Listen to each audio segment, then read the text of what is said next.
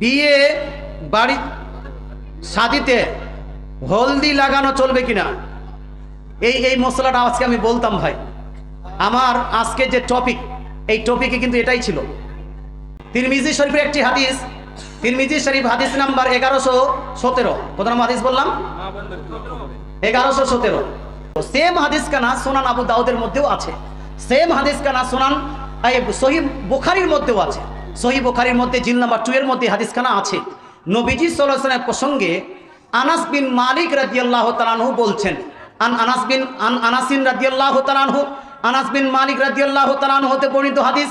উনি বলছেন আন্না নবী সাল্লাল্লাহু আলাইহি ওয়াসাল্লাম রাআ আসরা সুফরাতি আলা আব্দুর রহমান ইবনে আউফ।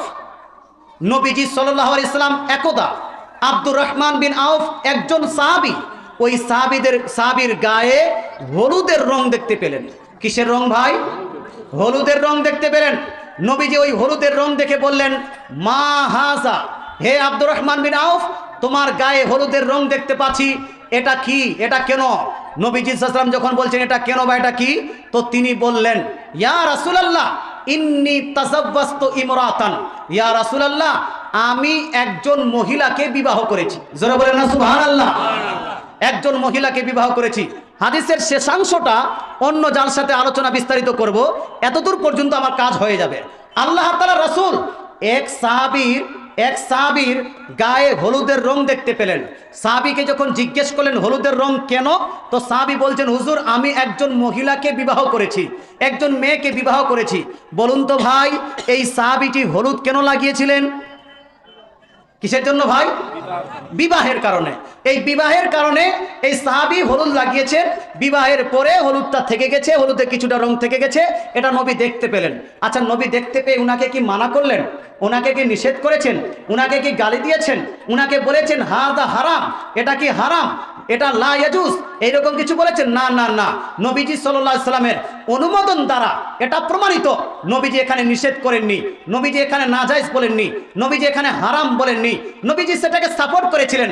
সাপোর্ট করার পরে বলেছেন, ঠিক আছে বিয়ে করেছো, ঠিক আছে, ওটার জন্য তোমার হলুদ লাগা আছে, আউলিন ওয়ালাউ বিশা। আচ্ছা, বিয়ে যখন হয়ে গেছে এখন ওলিমার ব্যবস্থা করো, ওলিমার ব্যবস্থা করো। ওলিমার ব্যবস্থা করতে গিয়ে উট যদি না করতে পারো, বাইল যদিও না করতে পারো, মহিষ যদি না করতে পারো, একটা ছাগল হলেও ওলিমার ব্যবস্থা করো। জোরে বলেন সুবহানাল্লাহ। তো ওলিমার ব্যবস্থা করতে বললেন নবী, বুঝা গেল ওলিমার ব্যবস্থা করা এটা হলো নবীর সুন্নত, নবীর হাদিস দ্বারা প্রমাণিত। এই হাদিস থেকে আরেকটা বিষয় প্রমাণিত হয়, সাহাবা একরাম নিজের বিয়ের সময় গায়ে হলুদ লাগাতেন কি লাগাতেন না ভাই? কি বুঝতে পারলেন? লাগাতেন না? তো সাহাবারা যখন লাগাতেন, নবী যখন সাপোর্ট করলেন, তো সেই কাজটা কি জায়েজ হবে না না জায়েজ? জোরে বলতে হবে, জায়েজ না না জায়েজ? নেকি না গুনাহ? নেকি, নেকি হবে। তবে আপনি যেভাবে লাগাচ্ছেন সেইভাবে নেকি নয়, আপনি যেভাবে লাগাচ্ছেন সেইভাবে নেকি হবে না, আপনি যেভাবে লাগাচ্ছেন সেইভাবে জায়েজ হবে না। হলুদ লাগানো জায়েজ, কিন্তু আপনারটা জায়েজ হলো না কেন? বললে কি রাগ করবেন? যদি রাগ না করেন তাহলে আমি বলছি, বিস্তারিত শুনবেন। মুসলমান বিশেষ করে মহিলারা বিশেষ করে মা এবং বোন, যার বেটি যুবতী হয়ে গেছে, বিয়ে দিবেন বিয়ে দিবেন, আপনার এরকম সময় চলে এসেছে, বেটা যুবক হয়ে গেছে, বিয়ে আজকালের মধ্যে দিচ্ছেন বা 2-1 বছরের মধ্যে দিচ্ছেন, সেই মারাও আপনার শুনেন, যারা বিয়ে দিয়ে দিয়েছেন তারাও শুনবেন। আমাদের দেশে আপনার বিয়ের যে সিস্টেমটা, আপনার হলুদ মাখার যে সিস্টেমটা, কয়েকটি কারণে এটা নাজায়েজ এবং গুনাহের কাজ হয়ে যাচ্ছে। কি কি কারণ? প্রথমে সিস্টেমটা দেখেন। আমাদের সিস্টেমটা হলো, বিয়ের আগের দিন আমাদের মা বোনেরা গোটা গ্রামে গিয়ে ওই আপনার হলুদের আগের দিন গোটা গ্রামের আপনার বুবুদেরকে, পিসিদেরকে, মাসিদেরকে খবর দিচ্ছে, বুবু কালকে আমার মেয়ের আপনার হলুদ, আপনার ছেলের হলুদ, তুই যাস একটু খাওয়া দাওয়া করে আসবি, আর একটু আমার ছেলের গায়ে, আমার মেয়ের গায়ে একটু হলুদ দিয়ে আসবি। এই ইমাম সাহেব আপনি একটু যাবেন, আমার ছেলের হলুদ আপনি গিয়ে একটু হলুদ লাগিয়ে আসবেন। হুজুর আমি একটু খুব আনন্দিত হতাম। বলে কি বলে না ভাই? এই ইমাম সাহেবকে বলছে, নামাজিকে বলছে, হাজিকে বলছে, গাজীকে বলছে, তারপর মেম্বার সাহেবকে বলছে। মুসলমান আপনাকে বলতে চাই, এই গ্রামের পুরুষদেরকে বললো, গ্রামের মহিলাদেরকে বলল, এরা দাওয়াত সবাই পেয়ে গেল, হলুদের দিন সবাই উপস্থিত হয়ে গেছে, গিয়ে ওই মেয়েটার গায়ে ছেলেটার গায়ে হলুদ লাগাচ্ছে আর একটু করে খাওয়া দাওয়া করে বাড়িতে চলে আসে। আনন্দ পেল। যেই মেয়ের গায়ে একবার হাত দিতে পারেনি, যেই মেয়ের গায়ে গোটা জীবন আমি চোখ বুলাতে পারিনি, সেই গাকে একবার স্পর্শ করতে পারলাম, যুবকদের তো আনন্দই আনন্দ। কথাটা বোঝাতে পারলাম? তোদের হুজুর বুড়ারা আনন্দ করে, কে বলছে বুড়ারা আনন্দ করে না? বুড়ারা বেশি আনন্দ করে। যুবতীকে টাচ করার সুযোগ পেলাম, কিন্তু ভাই আপনাদের বলতে চাই, এইগুলা কি কাজ ঠিক হচ্ছে? প্রথমত আপনাকে ক্যান্সেল করতে হবে। হলুদ লাগাতে চান, জায়গা নির্দিষ্ট করুন। এমন জায়গাতে আপনি হলুদ লাগাবেন যেই জায়গাতে পর্দা থাকবে, যেই জায়গাতে পর্দা থাকবে। ছেলেদের কমসে কম আপনার হাঁটু থেকে নিয়ে নাভি পর্যন্ত পর্দা যেন থাকে, আপনার খুব ওপেনলি যেন না হয়, তবে একটু ওপেন হলেও চলবে, একটু ওপেন হলেও চলবে। কিন্তু মেয়েদের ক্ষেত্রে একদম আপনাকে এমন পর্দা সহিত লাগাতে হবে, যেই পর্দা আপনার থাকাকালীন কোনো পরপুরুষের নজর, কোনো আপনার মহিলার তার সতরের দিকে নজর, কোনো মহিলারও নজর যেন তার সতরের দিকে না যায়, কোনো পুরুষের নজর যেন তার দিকে না পড়ে। কিন্তু এই কাজটা আমরা করছি না। আপনার বাড়ির বাহিরে একটা ছোট্ট হলুদের প্যান্ডেল করে নিচ্ছি, অথবা বাড়ির ভিতরে মা বারান্দার মাঝখানে বা আঙ্গিনার মাঝখানে একটা হলুদের প্যান্ডেল করে নিচ্ছি, ছোট্ট একটা প্যান্ডেল, ওখানে হলুদ মাখামাখি চলছে কি চলে না? বলুন না বাবা। তো জায়গা নির্দিষ্ট করতে আমরা মিস্টেক করে ফেললাম। 2 নাম্বার, কে কে হলুদ লাগাবে এইটা আমাদেরকে জানতে হবে। কে কে হলুদ লাগাবে? আপনার বিয়ের সময় আপনি হলুদ লাগাতে পারেন, মহিলাদের বিয়ের সময় মহিলারা হলুদ লাগাতে পারে। তবে হলুদ লাগাবে কে? হলুদ লাগার জন্য শুনুন, পুরুষের ক্ষেত্রে হলো এই, পুরুষ চাইছে যে আমি বিয়ের সময় হলুদ লাগাবো। হলুদ লাগালে লাভ কি? হলুদ লাগালে আপনার গায়ে হলুদ লাগানোর পরে একটা সেন্ট আসে, যেই সেন্টটা খুব ভালো সেন্ট। কথা বুঝতে পারছেন? আচ্ছা, হলুদ লাগালে আপনার গায়ের দুর্গন্ধ দূর হয়, আর গাটা পরিষ্কার বেশি হয়। হলুদ লাগানোর কারণে একটু আপনি সুন্দর আর স্মার্ট বেশি লাগবেন। হলুদ লাগানোর কারণে রংটা একটু ফর্সা হবে, যাতে আপনাকে ভালো লাগবে। কথা বুঝতে পারছেন না? এটা হলুদের উপকারিতা বললাম। আমি হলুদকে এক্সপিরিয়েন্স করে দেখেছি, এই জন্য বলছি। বিয়া তো আমিও করেছি নাকি? আচ্ছা, যাই হোক, তো এইগুলা হলো হলুদের গুণ। তবে হলুদ যদি লাগাতে চান, লাগাতে পারে কে? নিজে নিজে আপনি হলুদ লাগাতে পারেন, যে আমার বিয়ে, আমি হলুদ লাগাতে চাই, তো হলুদ নিন আর নিজে নিজে লাগান, গোটা দিন গোটা রাত লাগাতেই থাকেন, নো প্রবলেম, যাই আছে। কথা বুঝতে পারছেন না? তবে হ্যাঁ, ঠিক টাইমে আপনাকে নামাজ আদায় করে নিতে হবে, এইটা কাজ করতে হবে। বিয়া করতে যাচ্ছেন, নামাজ পড়বেন না মানে হাদিসের মধ্যে লিপিবদ্ধ আছে, বেনামাজি মানুষ বিবাহের যোগ্য পাত্রই নয়। বেনামাজি মানুষ বিবাহের যোগ্য। আজকে আমার আলোচনা দেখলে পেতেন, আমি এই সব হাদিস মুখস্থ করে এসেছিলাম বিবাহ সংক্রান্ত, কিন্তু হলো না। ইনশাআল্লাহ অন্যদিনে হবে।